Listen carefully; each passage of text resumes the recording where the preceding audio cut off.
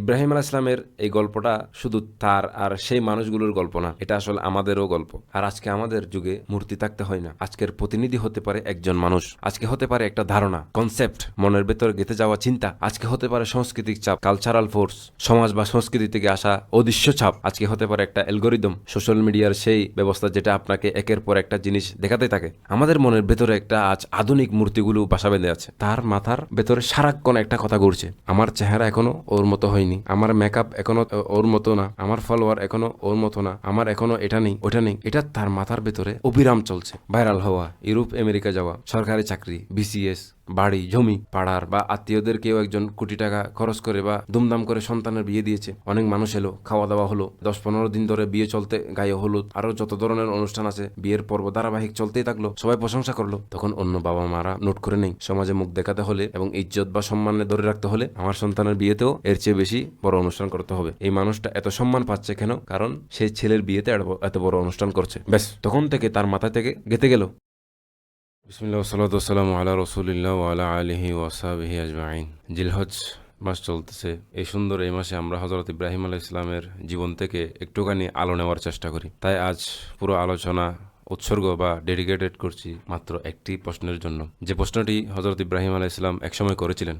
গল্পটা আমরা সবাই জানি, ছোটবেলা থেকে শুনে আসছি, কিন্তু আমি মনে করি অনেক সময় পুরো গল্পটা একসাথে দেখতে গিয়ে ছোট ছোট বিষয় আমরা বাদ দিয়ে যাই, এড়িয়ে যাই। অথচ কোরআনের সবচেয়ে সুন্দর ও শক্তিশালী জ্ঞান, উইজডম, গভীর বোঝাপড়া লুকিয়ে থাকে এই ছোট ছোট বিষয়গুলির মধ্যে।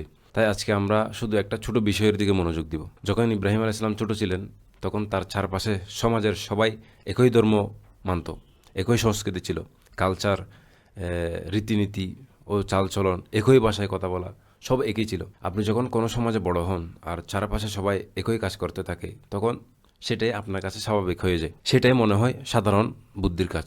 যেমন ধরুন, রাস্তায় সবাই একদিকে গাড়ি চালাচ্ছে, যে একজন উল্টা দিকে গাড়ি চালাচ্ছে, যাকে দেখে সবাই পাগল মনে করবে, কিন্তু এদিকে যাওয়াটা স্বাভাবিক। আপনি কিভাবে জানলেন এদিকে যাওয়াটা স্বাভাবিক? এটা কি কেউ আপনাকে শিখিয়েছে?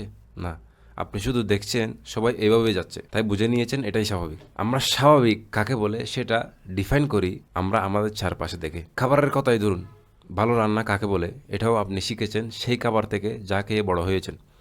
ধীরে ধীরে আপনি রুচি, টেস্ট, পছন্দ পুরোপুরি সেই সংস্কৃতির কাছে হার মেনে নেয়। যদি কোনো বাংলাদেশিকে জিজ্ঞাসা করেন পৃথিবীর সেরা খাবার কোনটা, সে বলবে বাংলাদেশি খাবার। ইয়ামানির থেকে জিজ্ঞাসা করলে সে বলবে পৃথিবীর সবচেয়ে সুস্বাদু খাবার ইয়ামানি খাবার। কারণ ওটাই তার স্বাভাবিক। এই সব সংজ্ঞা বা ডিফিনেশন বা ভালো মন্দ, সুন্দর, কুৎসিত, এর সংজ্ঞা সে পেয়েছে তার চারপাশ থেকে, বাইরে থেকে নয়, নিজে থেকে ভেবে নয়, শুধু চারপাশ থেকে দেখে। ইব্রাহিম আলাইহিস সালাম তখন ছিলেন একটি শিশু, আর শিশু বয়সে মানুষের মস্তিষ্ক, ব্রেন তখনও পুরোপুরি তৈরি হয়নি।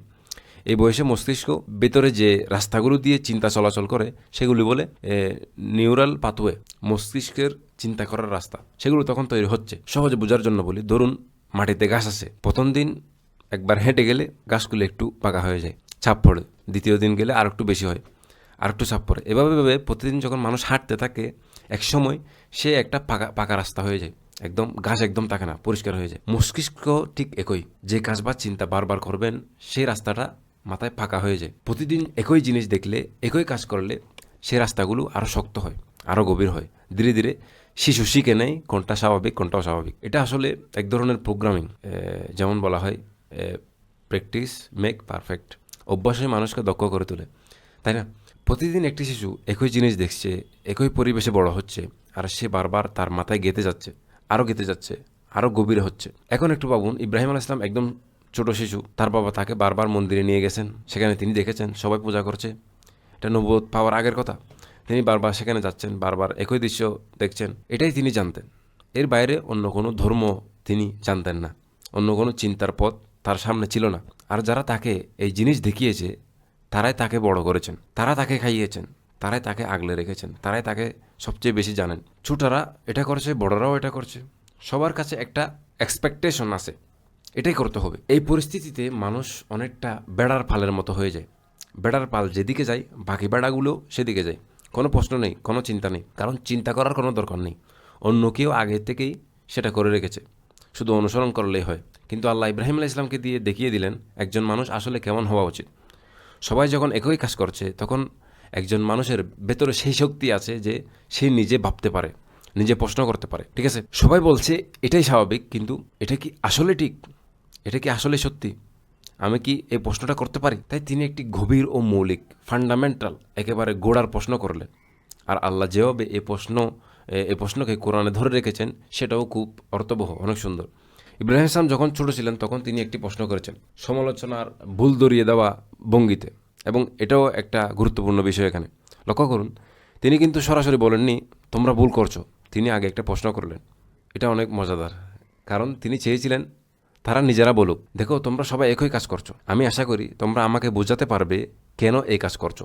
আমি চাই তোমরা কারণ বলো, তারপর আমরা কথা বলি। সেই কারণ আমার কাছে যুক্তিসঙ্গত মনে হলে ভালো, না হলে সেটা নিয়ে কথা হবে। তাহলে তিনি তাদের ভুল প্রমাণ করতে আগ্রহী ছিলেন না, তিনি আসলে চেয়েছিলেন একটা আদান প্রদান, একটা খোলামেলা আলোচনা। তিনি চাইছিলেন তারা নিজেরা কথা বলুক, নিজেরা ব্যাখ্যা করুক। তাই তিনি সেই প্রশ্নটি করলেন, মা হাযিহি তামাসিল আল্লাতী আনতুম লাহা আকিফুন। আয়াতের অনুবাদ সাধারণত এভাবে করা হয়, এই মূর্তিগুলো কি যেগুলির সামনে তোমরা বসে আছো? এই মূর্তিগুলো কি যার সামনে তোমরা ধরনা দিয়ে বসে আছো? আজকে আমরা এই একটি আয়াতের মাত্র দুইটি শব্দের দিকে মনোযোগ দেব। একটি হলো মূর্তি, অন্যটি হলো সামনে বসে থাকা। আরবিতে যে শব্দ ব্যবহার করা হয়েছে, প্রথম শব্দ মূর্তির জন্য ব্যবহার করা হয়েছে তামাসিল, এটি আসে মিসলেকে মিম সালাম। আরবিতে মূর্তির জন্য সাধারণত শব্দ হলো আসনাম, যার মানে সরাসরি মূর্তি বা খোদাই, কার্ভিং, পাথর বা কাঠ কেটে তৈরি করা জিনিস। কিন্তু এতে আল্লাহ সেই শব্দ ব্যবহার করেননি, এখানে ব্যবহার করেছেন তামাসিল, যেটা আসলে মিথল শব্দ থেকে আসে। এই শব্দের মানে হলো এমন কিছু যেটা এতটাই হুবহু বাস্তবের মতো, রিয়েলিস্টিক, আসলের মতো দেখতে, যা দেখলে মনে হয় এটাই আসল জিনিস। এক মুহূর্তের জন্য আপনি বিভ্রান্ত হয়ে যান, কনফিউজ, দাদায় পড়ে যান। এমন কিছু যেটা এতটাই বাস্তবের মতো দেখতে যে মুহূর্তের জন্য আসল মনে হয়। এই তামাসিল শব্দটা ইব্রাহিম আলাইহিস সালাম বেছে নিয়েছেন, এবং এর মধ্যে অনেক গভীর জ্ঞান বা প্রজ্ঞা, হেকমত আছে। বলছিলেন, আমি জানি তুমি এই পাথরটা পূজা করছো না সরাসরি, তুমি মনে করছো এই মূর্তিটা কোনো বড় শক্তির প্রতিনিধি, রিপ্রেজেন্টেটিভ। এটা তোমার মনে এতটাই জীবন্ত হয়ে উঠেছে যে তুমি এটাকে আসল মনে করছো। তো ইব্রাহিম ইসলাম জিজ্ঞাসা করলেন, এই মূর্তি বা প্রতিনিধিগুলো কি যেগুলির সামনে তোমরা বসে আছো? এটাই তিনি জিজ্ঞাসা করেছিলেন। দ্বিতীয় শব্দ হলো আকিফুন আল্লাতী আনতুম লাহা আকিফুন। আকিফুন হলো আইন কাফা, আকফ থেকে এতেকাফ।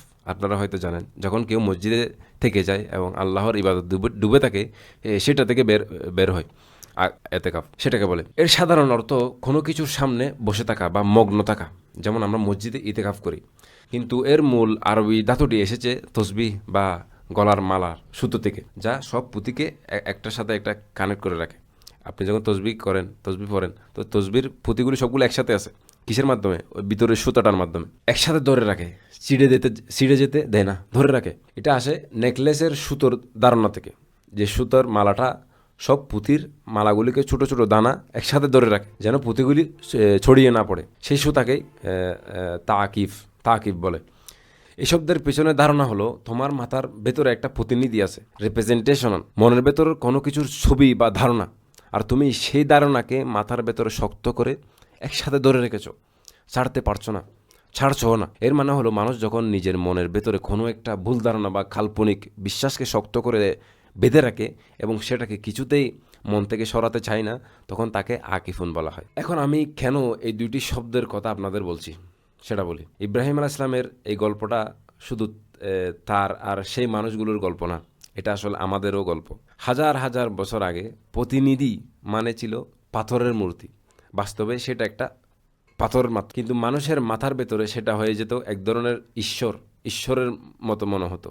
এটা প্রতিনিধি মনে করত। এই পাথরে বৃষ্টি নিয়ন্ত্রণ করে, আবহাওয়া নিয়ন্ত্রণ করে, সন্তান হবে কি হবে না সেটা এর হাতে, এই ধারণার মাথার ভেতর থাকে। এখন পাথর আর সন্তান হওয়ার মধ্যে আসলে কোনো সম্পর্ক নেই, কিন্তু মানুষ নিজে নিজে এই দুইটি জিনিস মাথার ভেতরে একসাথে গেঁথে নিয়েছে, একটা সংযোগ, কানেকশন, যোগসূত্র তৈরি করে নিয়েছে, আর সেই সংযোগটাকে সবাই শক্ত করে ধরে রেখেছে। তাই ইব্রাহিম আলাইহিস সালাম যখন প্রশ্ন করলেন, এই সংযোগটা আমাকে বুঝিয়ে বলো, মূর্তির সাথে তোমার এই ধারণার সম্পর্ক কোথা থেকে এলো, এর পিছনে ব্যাখ্যাটা কি? তাদের জবাব ছিল, আমরা আমাদের বাবাদের এটা করতে দেখেছি, তারা তাদের বাবাদের করতে দেখেছে, এভাবেই পূর্বপুরুষরা করে আসতেছে, তা আমরা করতেছি। এটাই ছিল তাদের উত্তর। কিন্তু এটা তো আসলে কোনো ব্যাখ্যা না, এটা শুধু বলছে আমরা নকল করছি, আমি দেখে দেখে নকল করছি, এটাই বলা হচ্ছে, এটাই তোমার ব্যাখ্যা, কিন্তু এটা তো কোনো কারণ না। এখন তাদের বাবাদের জিজ্ঞাসা করবেন, তারা তো মরে গেছে। তারা যদি জিজ্ঞাসা করতে পারেন কবর থেকে তুলে, তারাও বলবে আমরা আমাদের বাবা থেকে দেখছি, অনেক পূর্বে জেনারেশন থেকে ওটা হয়ে আসছে। তাদের বাবা বলবে আমরাও দেখছি, তাই আমরা এভাবে করতেছি। এভাবে যখন আপনি প্রথম মানুষটার কাছে যদি পৌঁছাতে পারেন, সে বলবে জানি না, কেমনে হয়েছে আমি জানি না। কারো কাছে কোনো ব্যাখ্যা নেই। পুরো শিকলটাই চেইন, একটার পর একটা শূন্যের উপর দাঁড়িয়ে। আর আজকে আমাদের যুগে মূর্তি থাকতে হয় না। আজকের প্রতিনিধি হতে পারে একজন মানুষ, আজকে হতে পারে একটা ধারণা, কনসেপ্ট, মনের ভেতর গেঁথে যাওয়া চিন্তা। আজকে হতে পারে সাংস্কৃতিক চাপ, কালচারাল ফোর্স, সমাজ বা সংস্কৃতি থেকে আসা অদৃশ্য চাপ। আজকে হতে পারে একটা অ্যালগোরিদম, সোশ্যাল মিডিয়ার সেই ব্যবস্থা যেটা আপনাকে একের পর একটা জিনিস দেখাতে থাকে। আমাদের মনের ভেতরে একটা আজ আধুনিক মূর্তিগুলো বাসা বেঁধে আছে। উদাহরণ হিসেবে একজন তরুণী আছে যার লো কনফিডেন্স, আত্মবিশ্বাস খুবই কম। সে টিকটক বা ইনস্টাগ্রামে যায়, সেখানে সে দেখে অনেক ইনফ্লুয়েন্সার যাদের দেখে লক্ষ লক্ষ মানুষ অনুসরণ করছে। ইনফ্লুয়েন্সারদের সে খুব বেশি দেখতে থাকে। ধরুন একজন কম বয়সী তরুণী দেখলো একজন ইনফ্লুয়েন্সার দেখতে খুবই সুন্দর, নিজের শরীর দেখিয়ে পোস্ট করে, একটা বিশেষ ভঙ্গিতে কথা বলে, দামি দামি জায়গায় ঘুরতে যায়, সেলফি তুলে পোস্ট করে। সে আরও বেশি অশালীন, দৃষ্টি আকর্ষণকারী, অ্যাটেনশন সিকিং পোস্ট দিচ্ছে, তার কোটি কোটি ফলোয়ার। এই কম আত্মবিশ্বাসী মেয়েটা মনে মনে বলে আমি জানি আমি এই মেয়ে না, কিন্তু এই মেয়েটাই তার সাফল্যের প্রতীক হয়ে যায়, সফলতার ছবি হয়ে যায়। এই মেয়েটাই তার কাছে তামসিল হয়ে যায়, ওই ইনফ্লুয়েন্সারের তার মনে মূর্তি। সে মনে করে যদি আমি এরকম হতে পারি তাহলেই জীবনে যা চাই তা পেতে পারবো। তাই সে সব কিছু করতে রাজি, শুধু এই মেয়ে যতটা কাছাকাছি যাওয়া যায়। এখন তার মাথায় আমি সফল হওয়ার জন্য ওই ইনফ্লুয়েন্সারের যতটুকু কাছে যেতে পারি, কারণ তার মতো হতে পারলে আমি জীবনে সফল বা সাকসেস হতে পারবো। এখন সে মন্দিরে আসে, পূজা করছে না, কিন্তু তার মাথার ভেতরে সারাক্ষণ একটা কথা ঘুরছে, আমার চেহারা এখনও ওর মতো হয়নি, আমার মেকআপ এখনও ওর মতো না, আমার ফলোয়ার এখনও ওর মতো না, আমার এখনও এটা নেই ওটা নেই। এটা তার মাথার ভেতরে অবিরাম চলছে, কনস্ট্যান্টলি, থামছেই না। এটাই তার আকিফুন। সে মনের ভেতরে এই ধারণার সামনে বসে আছে, এটাই তার মনের মূর্তি। আর এই ঘটনা শুধু তরুণদের সাথে না, বয়স্কদের সাথে হয়, পুরুষ মহিলা সকলের ক্ষেত্রে। পাড়ার বা আত্মীয়দের কেউ একজন কোটি টাকা খরচ করে বা ধুমধাম করে সন্তানের বিয়ে দিয়েছে, জাঁকজমকপূর্ণ বিয়ে, অনেক মানুষ এলো, খাওয়া দাওয়া হলো, নাচ গান, 10-15 দিন ধরে বিয়ে চলতে, গায়ে হলুদ, আরও যত ধরনের অনুষ্ঠান আছে, বিয়ের পর্ব ধারাবাহিক চলতেই থাকলো, সবাই প্রশংসা করলো। তখন অন্য বাবা মারা মনে মনে নোট করে নেই, সমাজে মুখ দেখাতে হলে এবং ইজ্জত বা সম্মানে ধরে রাখতে হলে আমার সন্তানের বিয়েতেও এর চেয়ে বেশি বড় অনুষ্ঠান করতে হবে। পাশের বাড়ির লোক দেখলো আর মনে মনে হিসাব করলো, এই মানুষটা এত সম্মান পাচ্ছে কেন? কারণ সেই ছেলের বিয়েতে এত বড় অনুষ্ঠান করছে। ব্যাস, তখন থেকে তার মাথা থেকে গেঁথে গেল বড় বিয়ে সমান সমান সম্মান। এই দুইটা জিনিস সে মনের ভেতরে একসাথে গেঁথে নিল, শক্ত করে বেঁধে নিল। তারা সম্মান এবং টাকাকে একসাথে মনের ভেতর বেঁধে ফেলেছে। এখন তার ছেলের বিয়ে সময় এলো, সে ভাবছে ওর চেয়ে আর বড় অনুষ্ঠান দিতে হবে, কারণ তা না হলে সম্মান পাবো না। এই ধারণা তার মাথায় এতটাই শক্ত হয়ে গেঁথে গেছে যে সে মনে করছে এই টাকা খরচ না করলে, এই আয়োজন না করলে সম্মান পাবো না, সম্মান আসবে না, আমাকে বিশাল বড় বড় আয়োজন করতে হবে, শুধুমাত্র এটা করলেই তারপরে কেবল সম্মান আসবে, এর আগে না। আর যদি না করতে পারে তাহলে সে মনে করে মানুষ কি মুখ দেখাবো, মানুষকে কি মুখ দেখাবো, কীভাবে সমাজে যাব, সমাজকে কীভাবে মুখ দেখাবো। এটাই তার মনের মূর্তি। জাঁকজমকপূর্ণ বিয়ে আর সম্মান, এই দুইটা জিনিস তার মাথার ভেতরে মালার পুঁতির মতো একসাথে গেঁথে গেল, ছাড়তে পারছে না। তাহলে দেখুন, যুব সংস্কৃতিতে, ইউথ কালচার, তরুণদের সমাজ, গ্রামের সংস্কৃতিতে, শহরের সংস্কৃতিতে, বাংলাদেশের সংস্কৃতিতে, পাকিস্তানের সংস্কৃতিতে, ইরাকি সংস্কৃতিতে, প্রতিটি সংস্কৃতিতে এই তামাসিল আছে, এই মনের মূর্তিগুলো আছে।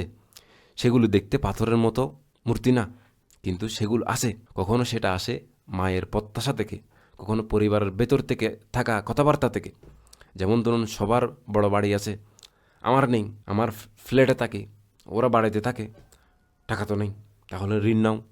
কিন্তু ঋণ নিলে তো অনেক বছর ধরে সুদ, রিবা, ইসলামে নিষিদ্ধ সুদ দিতে হবে, 30-40 বছর ধরে কষ্ট পেতে হবে, সুদ দিতে হবে। আর্থিকভাবে, ফাইন্যান্সিয়ালি এর কোনো মানে হয় না। এটা অনেক, আপনি যদি এটাতে যান তাহলে অনেক বছর কষ্ট পাবেন। হ্যাঁ, কিন্তু কি, ঈদে মানুষ আমাদের ফ্ল্যাটে আসবে, এই জায়গায় কাউকে দেখাতে লজ্জা লাগে। দেখুন, এখন সমাজ মুখ দেখাতে পারাটাই সবচেয়ে বড় জিনিস হয়ে গেছে। এমনকি নিজের ফাইন্যান্সিয়াল ডিফিকাল্টি, টাকার সংকটে, আর্থিক কষ্ট ফেলেও সেটা করতে হবে, এটাই তার মনের মূর্তি। রিবা করুক, সুদ নেক, কোনো সমস্যা নেই। আর তামাথিল, বাবা মায়ের জন্য আলাদা মূর্তি আছে, সন্তানদের জন্য আলাদা মূর্তি আছে, তরুণদের জন্য আলাদা মূর্তি, আলাদা আলাদা মূর্তি আছে, পেশাদার প্রফেশনাল চাকরিজীবী বা ব্যবসায়ী মানুষদের জন্য আলাদা মূর্তি আছে। তাই আজকের এই দিনে, এই কুরবানি কিছুদিন আগে গেল, যেদিন আমরা ইব্রাহিম আলাইহিস সালামের স্মৃতি জাগিয়ে তুলতে চাই, আমাকে নিজেকে জিজ্ঞাসা করতে হবে, আপনাকেও জিজ্ঞাসা করতে হবে, আমার মাথার ভেতর কোন প্রতিনিধিগুলো আছে, যেগুলো কোথা থেকে এলো? আমি কি নিজে ভেবে এই সংযোগগুলো তৈরি করছি, নাকি শুধু কাউকে দেখলাম নকল করতেছি, অন্য কেউ মূর্তি বানালো তাই আমি মূর্তি বানাচ্ছি? কারণ সেই গ্রামের মানুষগুলো, ইব্রাহিম আলাইহিস সালামের মানুষগুলো অন্যকে দেখে নকল করেছিল, সবাই এভাবেই করছে, তাহলে তুমি প্রশ্ন করছো কেন? তো এই গভীর প্রশ্ন করার সাহস থেকে শুরু হয় ইব্রাহিম আলাইহিস সালামের লেগেসি, উত্তরাধিকার। মা হাযিহি তামাসিল আল্লাতী আনতুম লাহা আকিফুন। এখন শেষ একটা সতর্কতার কথা বলি নিজের জন্য এবং আপনাদের জন্য। আকিফুন, আকিফুন শব্দটা মনে আছে আমি কি বলেছিলাম? মালার পুঁতিগুলো যে সুতা দিয়ে একসাথে গাঁথা থাকে, সেই সুতার কথা। এই শব্দটা আমাদের একটা গুরুত্বপূর্ণ কথা মনে করিয়ে দেয়। মাথার ভেতর এই ধারণাগুলো, এই সংযোগগুলো খুব শক্ত করে বাঁধা। এগুলির মধ্যে একটা বার বা গভীর ওজন আছে। আপনি 10-12 মিনিটের একটা বক্তব্য শুনলেই এগুলো ভেঙে ফেলা যাবে না, এটা হয় না। কারণ মালা তৈরি হতেও অনেক সময় লেগেছিল, একটা একটা করে পুঁতি গেঁথেছিল, ভুল ধারণাগুলো, মিথ্যা বিশ্বাসগুলো তৈরি হয়েছে ছোট ছোট, বছরের পর বছর ধরে, ধীরে ধীরে। তাই এগুলি ভাঙতেও অনেক কাজ লাগবে। এই মানসিক বন্ধন দীর্ঘদিনের অভ্যাস থেকে তৈরি, যা ভাঙতে সময় লাগবে, গভীর চিন্তা সময় লাগবে, লাগবে সাহস, অনেক কিছু প্রয়োজন হবে। একে বলা যায় টিপোগ্রামিং, মাথার গেঁথে যাওয়া ভুল ধারণাকে ভেঙে ফেলা। তাই ইব্রাহিম আলাইহিস সালাম, আমাদের পিতার উত্তরাধিকার একটা বড় অংশ হলো শুধু মন্দিরে বসা পাথরের মূর্তি ভাঙা নয়, বরং মাথার ভিতরে বসে থাকা মূর্তিগুলো ভাঙা। আর বারবার নিজেকে জিজ্ঞাসা করতে হবে, আমি এই একটা ধারণার পেছনে, এই একটা লক্ষ্যের পেছনে, এই একটা প্রত্যাশার পেছনে এতটা নিজেকে ঢেলে দিচ্ছি কেন? এত সময় ঢেলে দিচ্ছি কেন?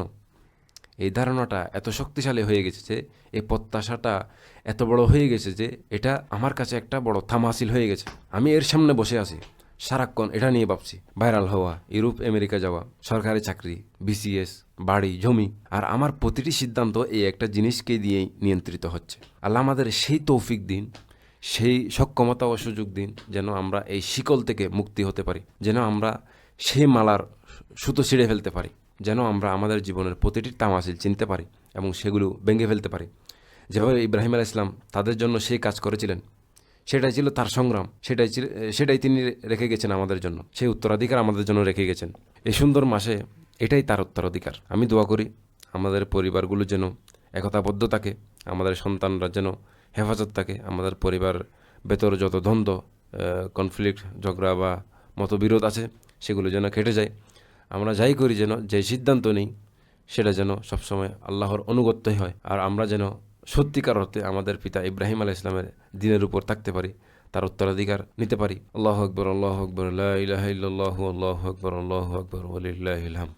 আপনাদের সবাইকে ঈদ মোবারক। অনেকদিন পর বিচ্ছিচ্ছি, তারপরে ঈদ মোবারক।